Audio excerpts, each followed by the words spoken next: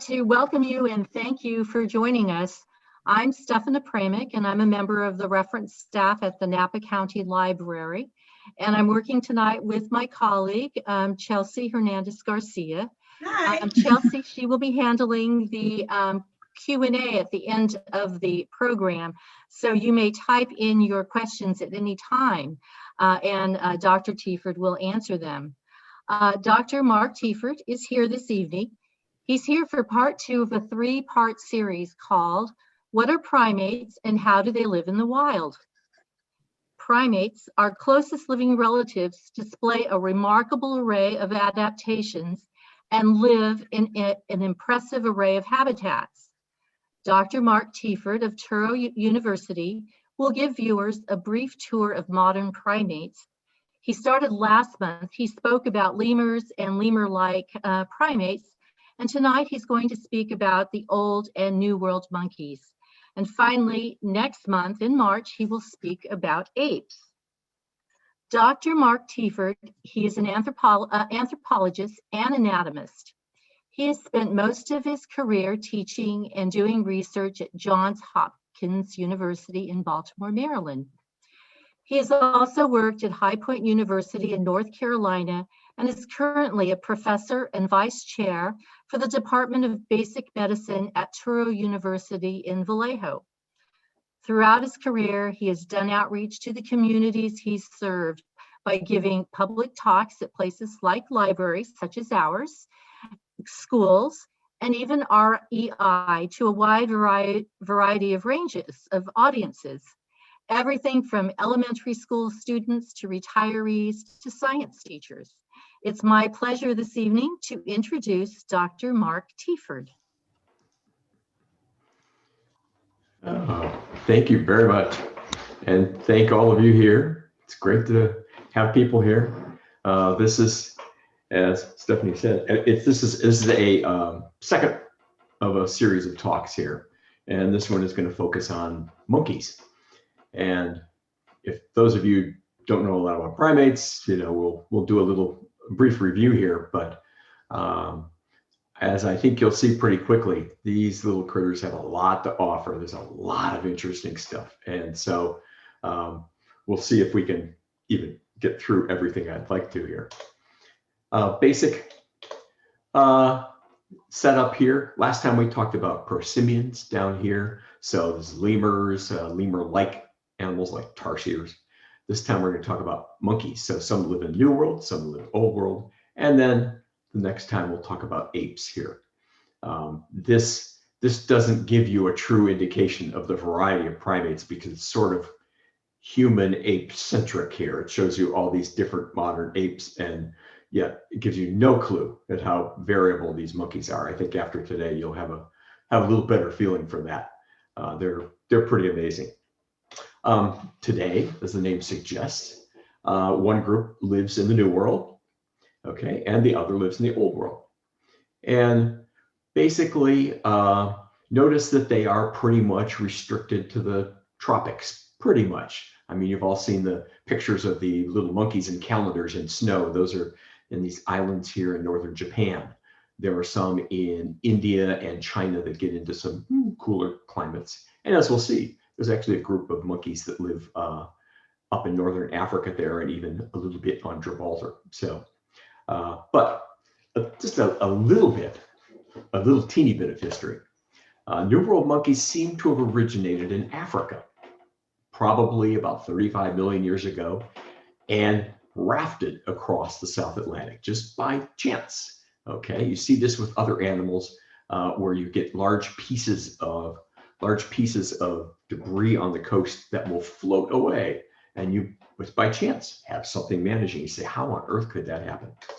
Well, they were much closer together, okay, and this migration of these monkeys to be coincided with a migration of other creatures coming the other way because of the way the currents were at that time.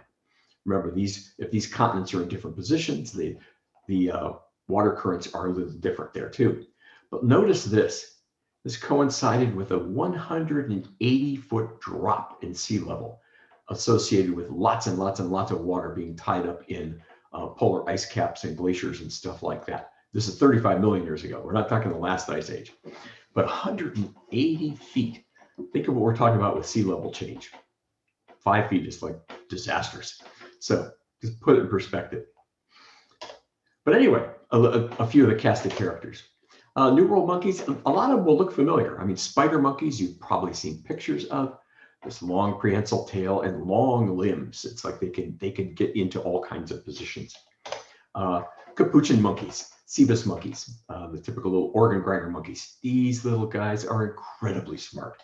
They really are. Woolly spider monkeys, closely related to this one. This one, unfortunately, as we'll see, is endangered. It's one of the largest New World monkeys, but it also has the misfortune of living in a habitat that is just getting eaten up. This other group here, marmosets and tamarins, they have a vast array of coats and colors, etc., but also interesting habits, as we'll see. We'll take a look at some of them. And finally, one near and dear to my heart, howler monkeys. This is from one that I worked with in Costa Rica. A group in dry forest there. We'll talk about them a little bit later. Older monkeys, generally they're divided into two groups. Colobines are leaf-eating monkeys. It's in quotes because it doesn't mean they just eat leaves. In fact, some of them eat a lot of tough seeds, lima bean-like things. Some of them eat other things too. And then cercopithecines or cheek pouch monkeys. This picture here, you may have seen online. If you haven't read the story, heard the stories about the so-called monkey selfies, this is from an investigator, David Slater, who was very interested in photographing these monkeys. As we'll see, these are endangered monkeys.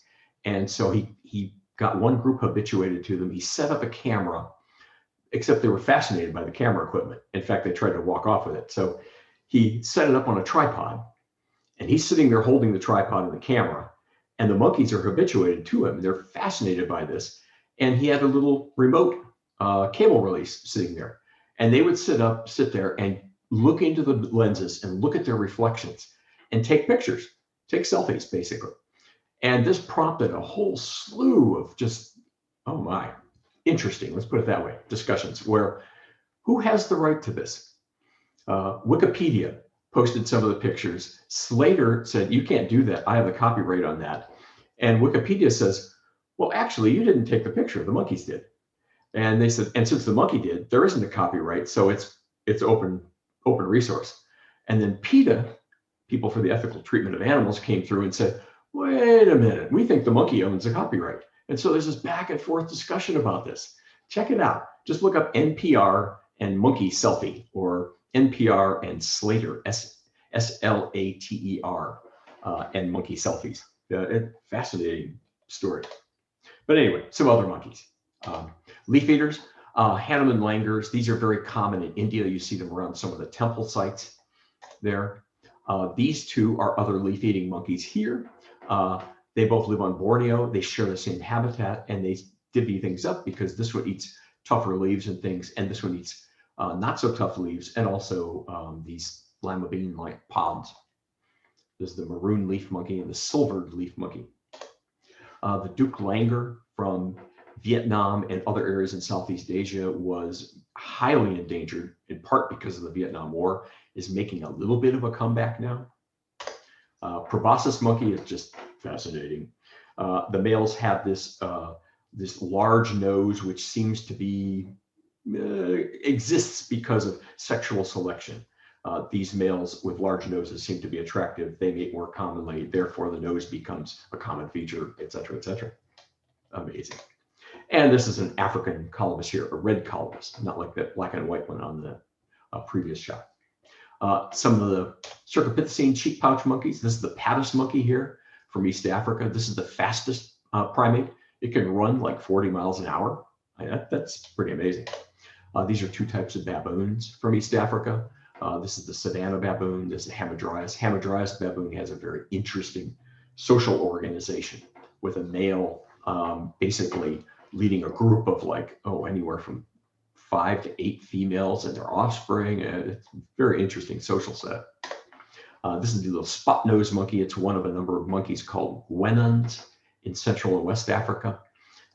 They have some very interesting behaviors we'll touch upon, where sometimes they come together in groups, polyspecific associations. So different species associate with each other and help each other in ways. This is a mangabey, eats some very hard objects in Central and West Africa. Lion-tailed macaque, another endangered species, is from Southeast Asia. And this is the Barbary macaque, and this is the one that lives in North Africa and a little bit in Europe, quote unquote, just barely Gibraltar. Okay. Now, New World monkeys are often smaller than Old World monkeys. So here's a pygmy marmoset, the smallest monkey. Adults weigh about 2/10 of a pound, tiny. This is a black howler monkey. The largest New World monkeys are all about 10 pounds or so. So it could be this one, it could be that woolly spider monkey. This is the smallest Old World monkey, talapoin monkey, weighs about a pound. So it's actually bigger than that little pygmy marmoset. Mandrills and other large baboons, look at that, they can get up to 80 pounds. They are formidable critters, really. There are some anatomical traits that paleontologists and anatomists would talk about, like New World monkeys have an extra premolar, an extra bicuspid, but they tend to have flatter faces than the Old World monkeys. So think of baboon or something like that, where the face seems to jut out. You don't seem to see that with New World monkeys. There are some aspects of their nose also that can give them away as a New World or Old World monkey, for what it's worth.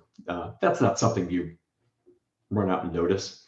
But prehensile tails, okay? If you see an animal, or you see a monkey with a prehensile tail, it's a New World monkey, okay?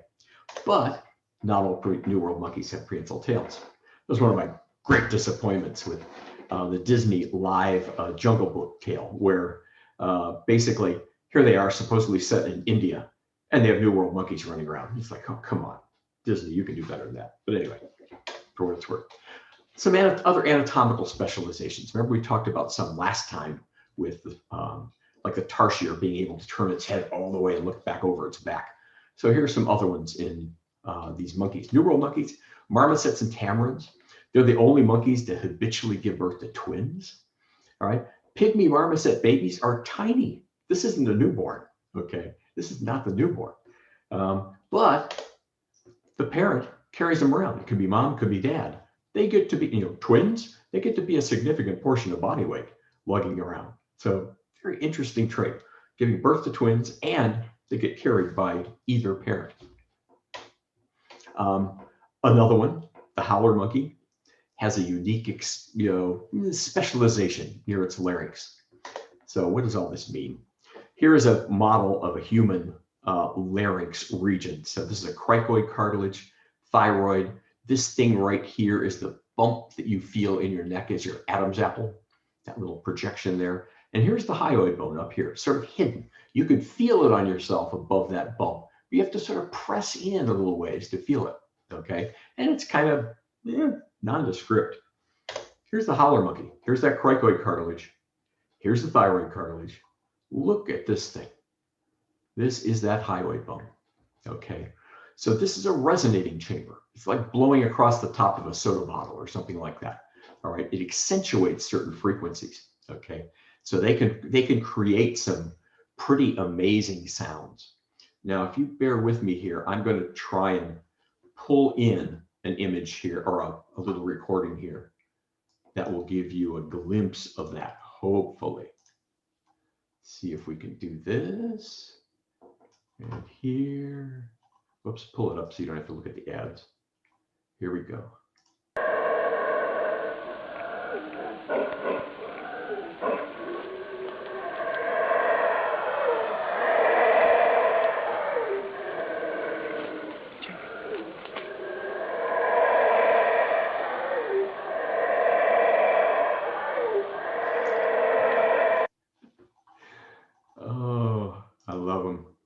If you've ever gone to the neotropics and basically tried to sleep there, they wake you up in the mornings. We'll come back to them and talk about why do they do this in a little while.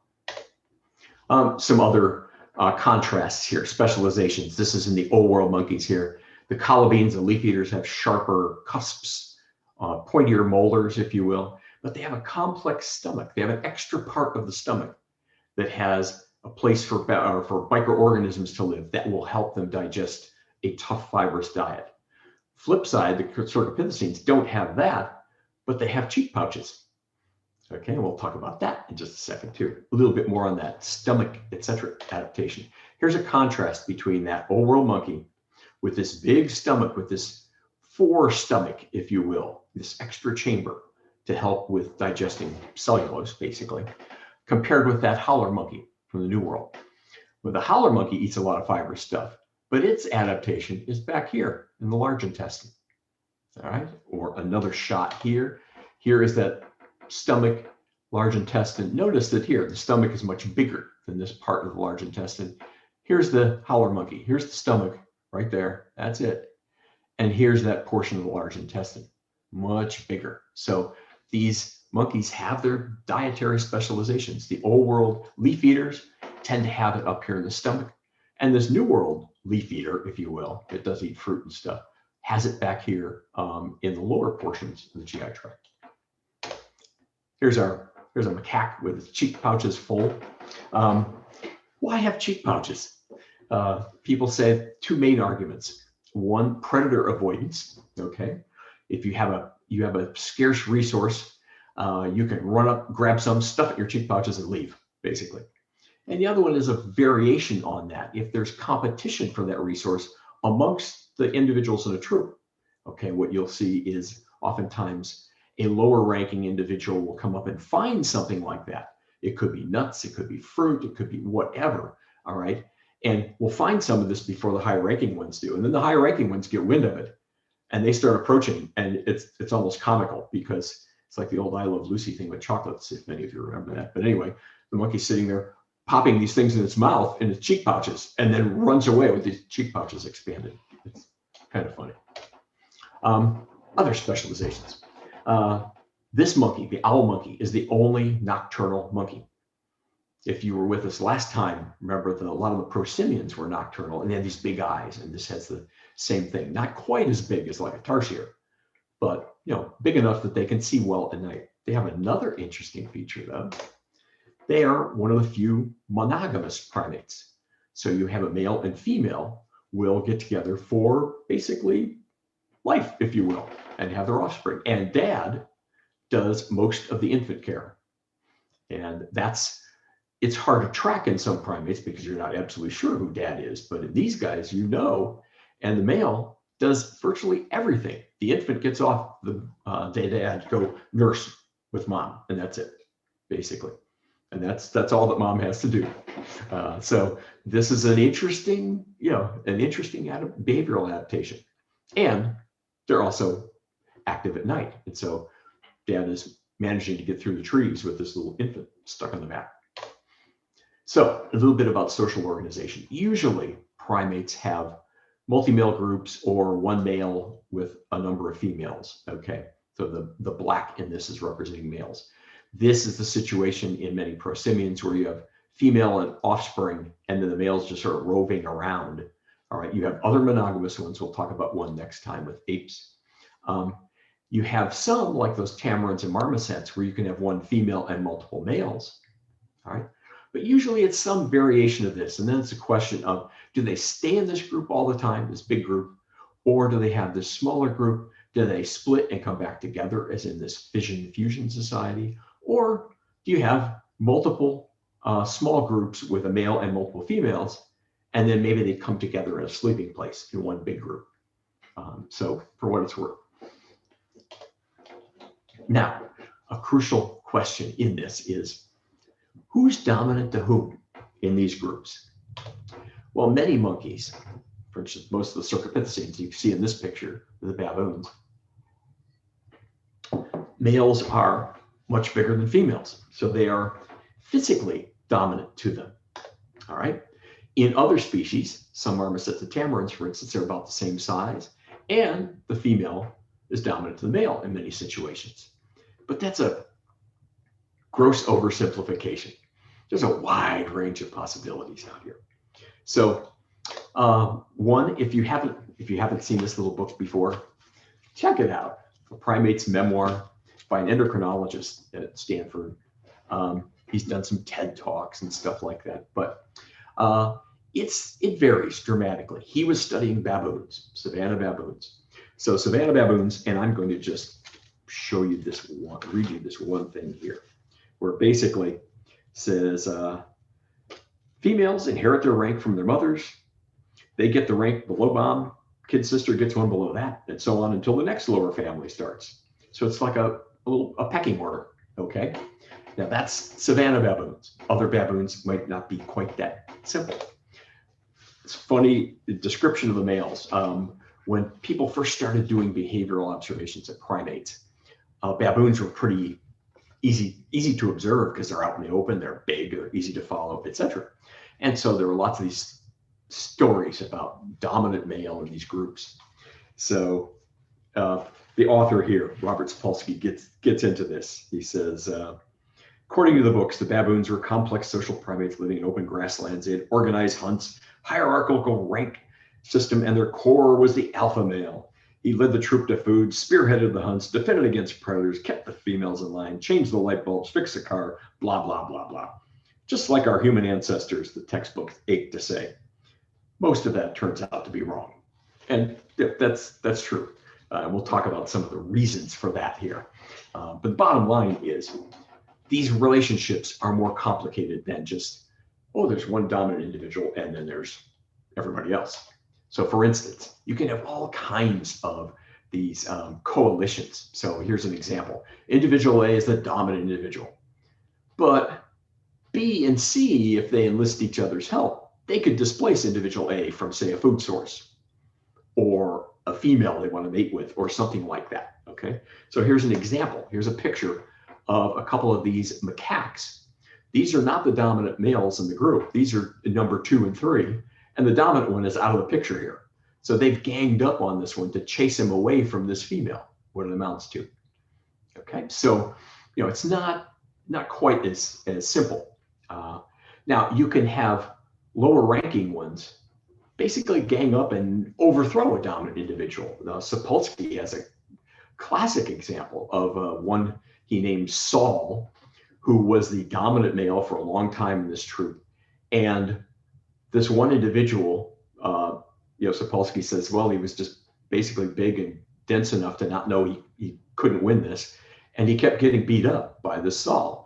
And so finally enlisted the help of another one, and they got beat up. And they got enlisted the help of another one, they got beat up, and another one, they got beat up. And the bottom line was it finally reached a point where he had 5 allies, 6 of them, and they surrounded him, and finally were able to basically attack him and take over as dominant. And then it was total chaos because none of these 6 individuals really had any sort of hierarchy amongst themselves. But so it's complicated. What can we say? Another example in the New World monkeys, capuchin monkeys. If capuchin monkeys they eat all kinds of things, but they have certain favorite foods. And if they find one, like certain kinds of berries, they will head to that. And what will happen is the dominant females will monopolize it until they're full. And what they'll do is they'll form coalitions to keep the lower ranking females away from that food until the dominant ones are basically full, they're sated. Then they move off and then the lower ranking ones come in. So interesting coalitions. This is another way, female vervet monkeys. Less dominant individuals will sort of cozy up to a dominant individual by grooming them, okay? Especially if they're trying to get access to prime feeding. Well, it turns out, the more we know about this, the more we realize that, well, the dominant individual may allow it, like here, okay? But if there are higher ranking individuals watching, then the dominant individual will often attack this one because proving that, well, yeah, I could whoop this one, basically. I mean, I know we're anthropomorphizing, but that's the way it comes across. It's really pretty astounding. Another comical one, again, with capuchin monkeys. if you have a juvenile capuchin monkey, so it's getting just old enough that it might get threatened by an adult male, because males are dominant in capuchin monkeys. What this juvenile will do oftentimes, if it wants to get close to the dominant male, it will come up and start threatening something that is no threat whatsoever. I mean, like a frog or something like that. And as it's threatening, it's looking over at the dominant male to enlist the dominant male's help. Okay, and if that happens, the dominant male sort of comes to its rescue with the frog. Then the juvenile is allowed to sit with the dominant male. Go figure. Kind of amazing.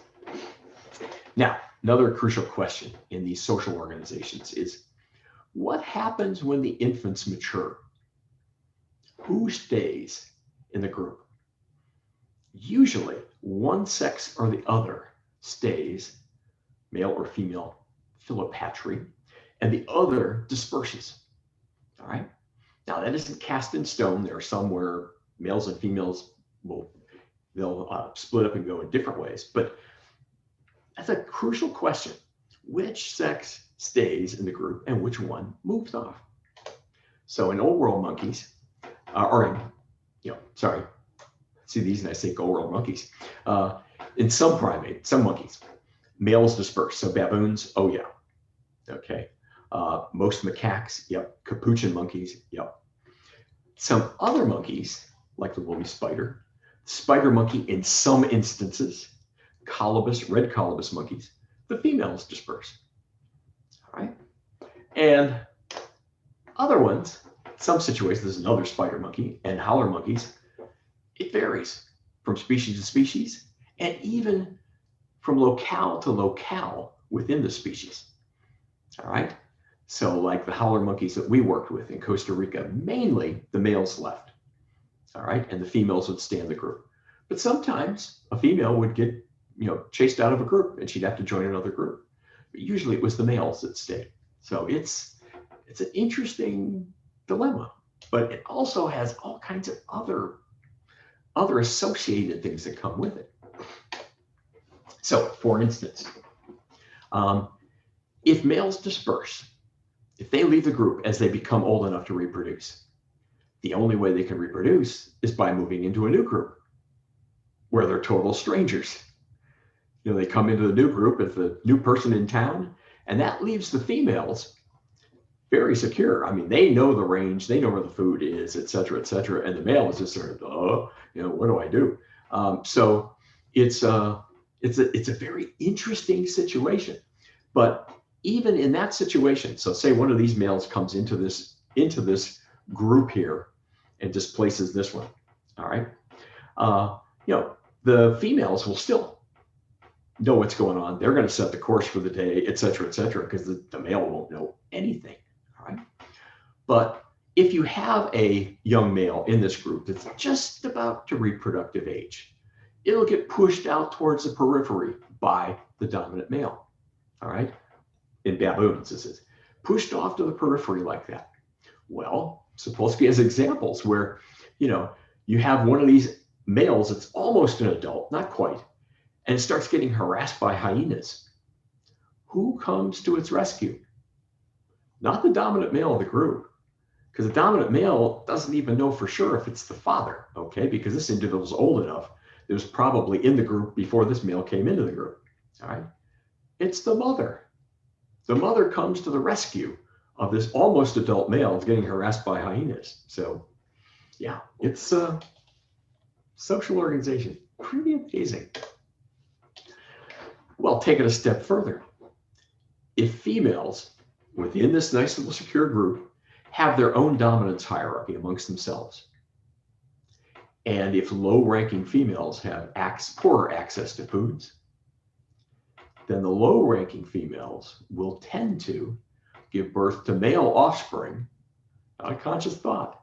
This is one of those evolutionary things where you say, basically, if they give birth to males go to another group there. They aren't stuck with the dominance hierarchy there. They got to work their way in, and what happens. They could become number one. And if that's the case, then whatever this trait is, the genetics behind it might become more common in that group. And thus, this behavior could be selected for. Go figure. Of course, there's a complication in all this stuff. What happens when one of these new males shows up? Now, many of you have probably heard of this, but they'll set the backdrop for it. Since males have a virtually unlimited capacity to reproduce, that's in contrast to females who only produce one egg per cycle, unless you're a tamarin or marmoset, you produce two. The male access to females may be limited. If they're sitting out here in a group of males, they're not going to be reproducing. All right. If they come into a group like this, they might be able to get access to all the females here. Right. But what's going to happen? They can come in and actually kill the infants in the group to cause the females to come back into estrus, be sexually receptive again. All right.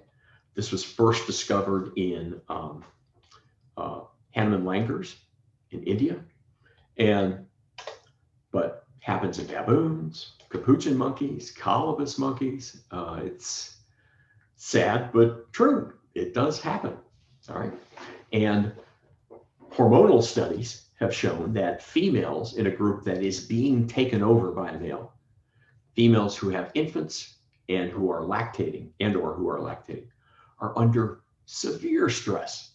They're just oozing stress hormones because they are under such stress because of the male coming in to take over and the threat to their offspring.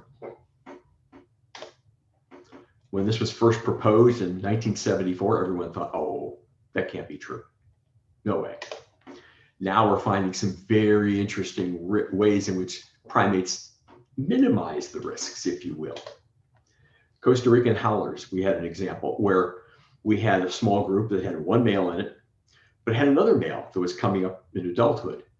And that male was the son of the one in charge, basically. The one in charge let him grow up. He grew up into the biggest male on the ranch, basically.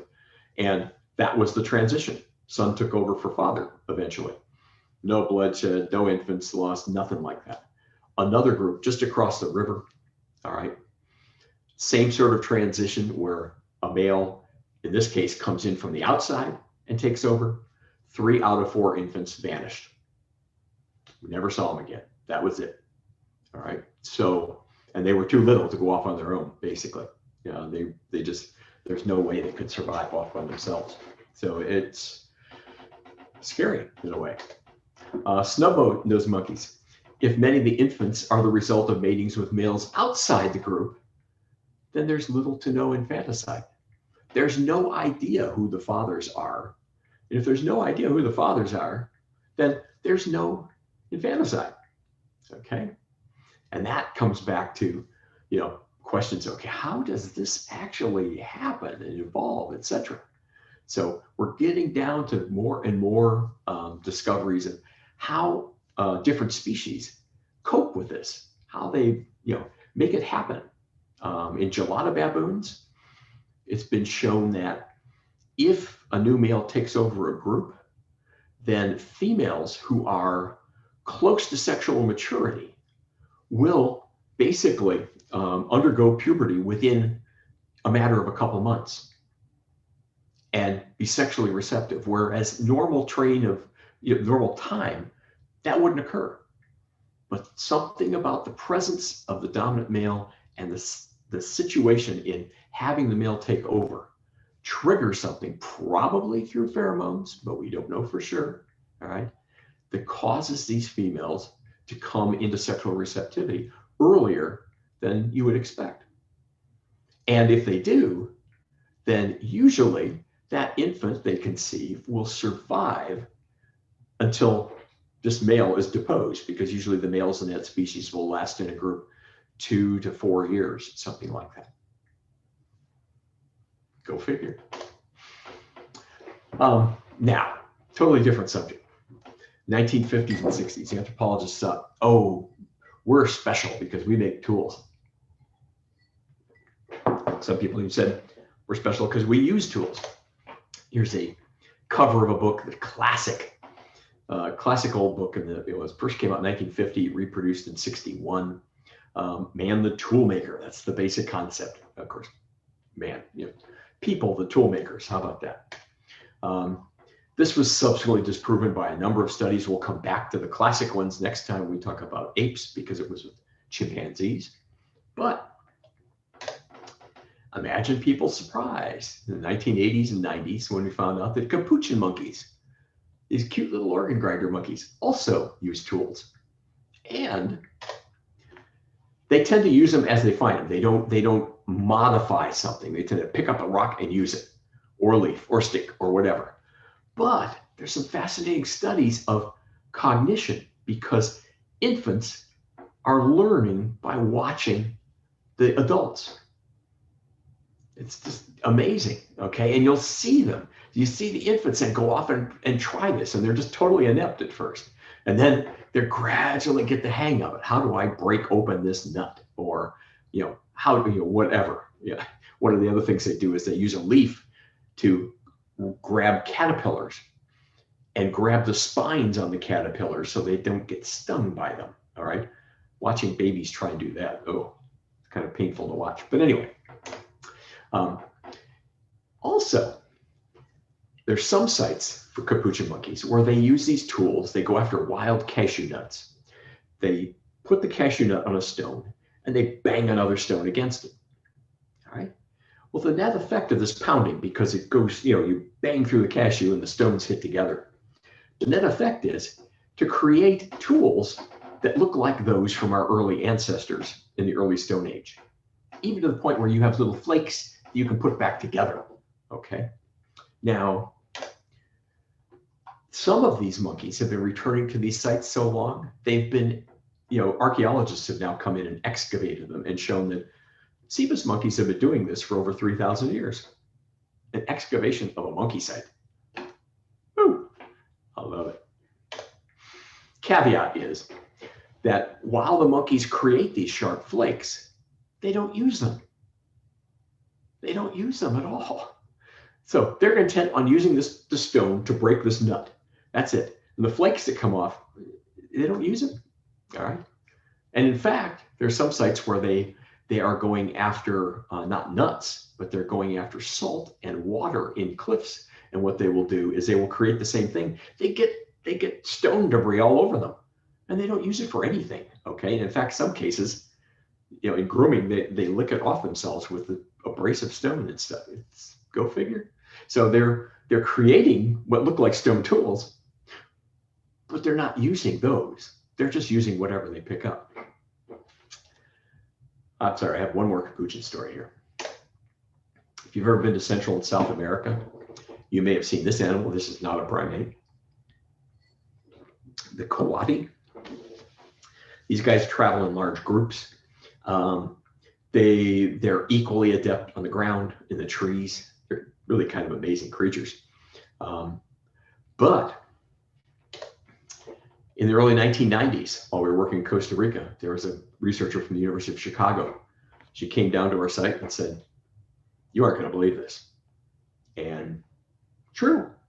It's really hard to believe, but here it is. She had witnessed, and it's now been observed multiple times, where capuchin monkeys will come in a pair to a den where a kawati has infants. One of the capuchin monkeys will come up to the den and basically lure the mother kawati out. The mother kawati comes out to chase this monkey away, and while that happens, the other monkey goes in and grabs the babies. All right? It's just like, wow. Like I said, these little monkeys are incredibly smart. It's kind of spooky smart. Now, another behavior you see in monkeys, and this is where you saw the howlers earlier, territoriality. So you have some species where they're going to defend an area against members of the same species. It takes a lot of different forms. It varies from species to species. Not all monkeys do this, okay? But I'm going to just give you one example close to my heart from Costa Rica. In Costa Rica, here's Costa Rica, Panama, Nicaragua, Caribbean Sea, Pacific. We were working at a site near Cañas. in the Guanacaste province. So this is an area that has dry forest. It's not the jungle that you see over here where you have all the banana plantations and stuff like that. So it's a dry forest area. In dry season, yeah, it gets dry, really dry. Here is a map of the site we worked at. We worked primarily on this side. This is the Pan American Highway coming through. This is that city of Cañas. So this is about 9 or 10 square miles, something like that here. We would stay at this edge of the site down here and then work with monkeys in this forest, this forest, this. I mean, there are lots of them. In fact, here's a more schematic map here. And you see these black patches are patches of forest. They live in patches of forest because this whole area was clear cut in the late 1800s. And so these patches now exist between pasture land, rice fields, and or fish ponds.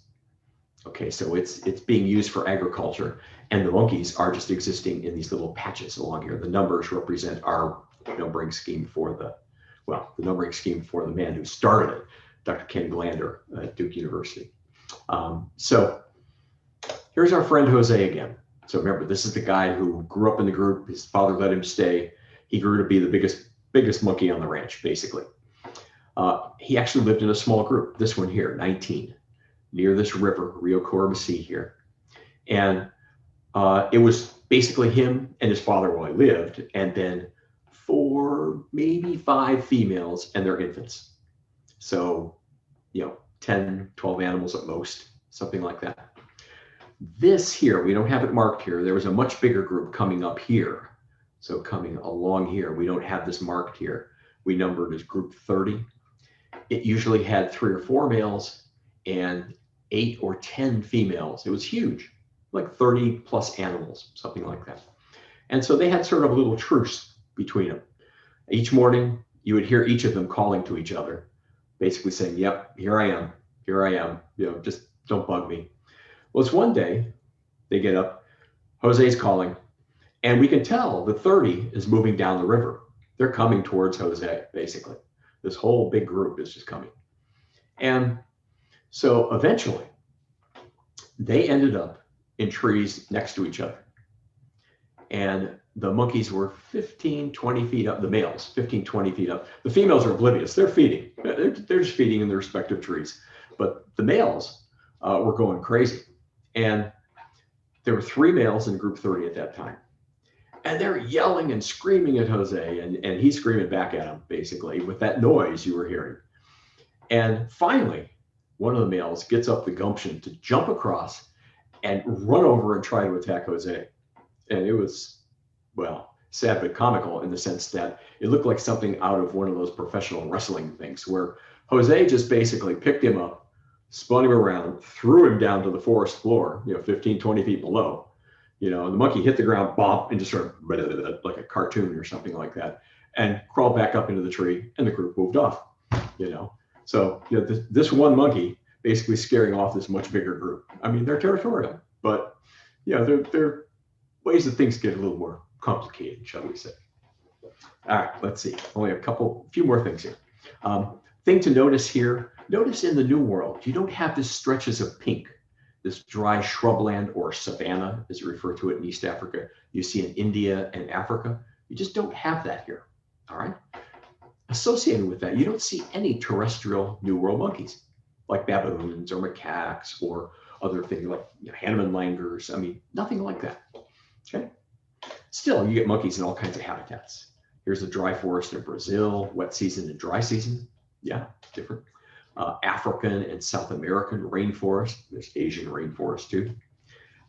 African savanna, here are those pavis monkeys.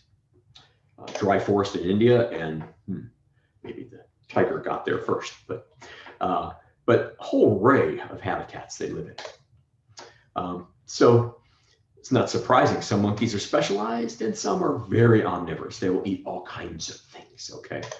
Here are those quote unquote fruits that the baboons get at sometimes, acacia fruits. Look at the spines on those things. These sacaglottis seeds on the forest floor that this macaque or mangabee's getting into. Gelada baboons, big fearsome looking things. They eat grass. What can we say? A leaf monkey eating leaves. Okay, they do eat leaves. And here's one of these common marmosets gouging trees. They eat gum, among other things. They will gouge the tree, cause it to secrete sap, and they'll come and eat the sap. So, one little ecological, there are all kinds of ecological twists here. Baboons eat the fruit on the acacia. And what they do is they discard a lot of the fruit pulp. They also, as they're jumping around, they knock down many acacia fruits. Well, elephants love that. They sit under the trees and just scoop up the fruits. All right. Well, remember the baboons are eating the seeds inside the fruit. Seeds pass through the elephant system. The seeds are then harvested by baboons. Baboon buffet. Here we go. Here's the dominant male. It's a choice resource. You're going after seeds. Very easy to access. You don't have to go through any thorns or anything like that. Getting it out of elephant dung, we say. Here's a shot from the dry forest in Costa Rica. Wet season, dry season. Yeah, very different there. These can create food shortages for the monkeys. In vervet monkeys, in times of severe drought, the only females and infants who died were low-ranking ones. Gives you some idea of the benefits of being higher ranking. And some monkeys have polyspecific associations, like I mentioned before. Could be tied to access to resources. Here's cebus monkeys and much smaller squirrel monkeys do this, where the squirrel monkeys grab foods they wouldn't normally be able to get. The cebus monkeys break into nuts and stuff, and they discard a lot of stuff. And the squirrel monkeys sit there and say, thank you very much, and pick the stuff up. Or the cebus monkeys are jumping around and they're scaring up insects, and the squirrel monkeys are going, oh, thank you, thank you, thank you. Yeah, so totally soaking it up. It's Thai forest in West Africa. There are a number of monkeys that live together. They subdivide things based on different fruit and leaves and stuff like that.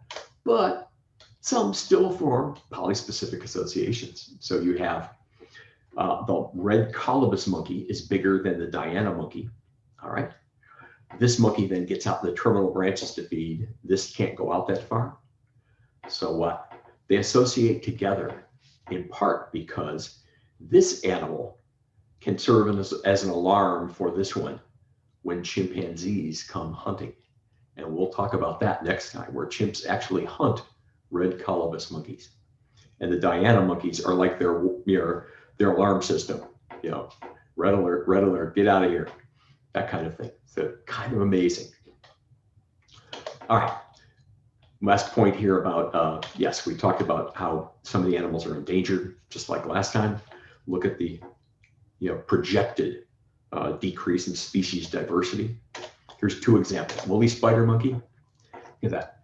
5% of its original habitat remains because it's the Atlantic coastal forest. And what's there? Rio de Janeiro, Sao Paulo, etc. Here's what it looks like in 2012. Little patches here and a little patch here. There's like 2,000 of these monkeys left in the wild. And our friend, the crested black macaque, also used to be called the Celebes macaque. 80% population decline in the last 30 years, primarily due to hunting. It's considered a delicacy. All right. Only 4,000 left in the world. So this is in Indonesia. Here, just these little small areas here in Indonesia, like right there, right there. That's it. All right. So, bottom line, yeah, it's a lot to tell us. I should have split it into New World as one talk and Old World as another one, but thank you for listening, and I'll take any questions we have. Or try Thank you, Mark. Do you have a few questions? This is from Ellen. What do the capuchin monkeys do with the baby kawatis they steal? I'm afraid to say, they kill them and eat them. Yeah, yeah, it's a food source for them. And let's see, we have another one from Bill. In your view, was the transition of primates to Homo sapiens a quantum leap or a gradual process? Ooh, oh, that's a great question. That's a great question. It's a gradual process, I think. I mean, there's certain things that happen in the evolution of our early ancestors that were like quantum change, like tool use. I mean, real significant, making tools for situations and passing on cultures and stuff. That's huge. So, but that's not a quantum physical change as much, because that started before we had huge brains. And so it's, I'd say gradual, there are some situations with primate evolution where you could say, yeah, there's some quantum leaps here, but that's one that's, yeah, I'd go with gradual. And we have a question from Alice. What are your top 3 favorite monkeys? Oh, wow, that's very tough. I mean, I have to say howlers, I've just spent so much time with them. But other than that, I find baboons fascinating. And probably also capuchins, just because they're so mischievous. We tried to set traps for them. And it's like, fool me once, shame on you. Fool me twice, shame on me. You can't catch the same monkey twice. They know. I mean, they're just too smart. So they're quick learners. Oh, they are amazing. Okay, and we have another question. Are there themes in general primate social structure that are strong in Homo sapiens? Ooh. It depends on the primate. The social organization schemes vary so much across different primates. So, we can see some things in monogamous primates that we could say, that seems like some of the things that happen in humans. And then you see some things in primates with other social organizations that are like that. So it's the vast variety of them makes it hard to say definitively there. You can see where in some situations where, for instance, paternity, if the primates know who the father is, that impacts the parental interactions and stuff. And so that has a huge impact. But there are other ones where, a male comes into a baboon group and, it's almost like they adopt certain infants and will protect them and stuff. So it's hard to avoid reading too much into it, I would say. And we have a last group of questions here. Oh, wait, we got more. This one's also from Alice. What's your fondest memory of any monkey behavior or scenarios you were able to witness firsthand? Ooh, wow. Goodness gracious. There's so many. I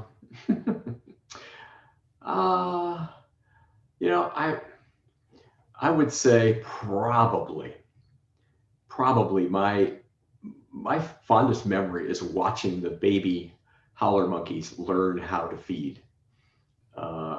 The adults are very efficient in, they'll pull a branch towards them and they will nip off the tips of the leaves because those are the least tough. And they're like a little machine, so bite, bite, bite, bite, bite, and that's it, And oftentimes what they'll do is they'll bite, bite, bite, and throw the leaves down. And the infants are sitting there watching them, and then they try and do it. And it's just comical because they don't quite have the jaw strength yet to do it. And so they're sitting like this, and then you look at the leaves they've thrown down and they're shredded, whereas the adult ones look like they've been through a paper punch or something. And it just, I don't know, that's I could probably think of a lot more, but that's one of my favorite ones, just watching them try to learn this. Well, Alice responded, so cool. All right, and now with this last set of questions, do different groups within the same species of monkeys specialize in making tools? How does the knowledge of creating different tools spread among species? Oh. And do other species learn from each other? Yeah, that's great question.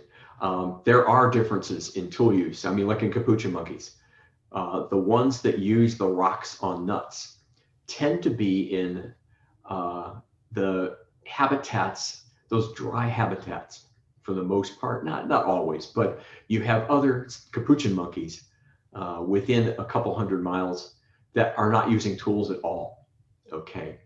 And since the groups don't interact, nobody passes it on, so it just doesn't, you don't get the spreading of a tradition like you do in humans.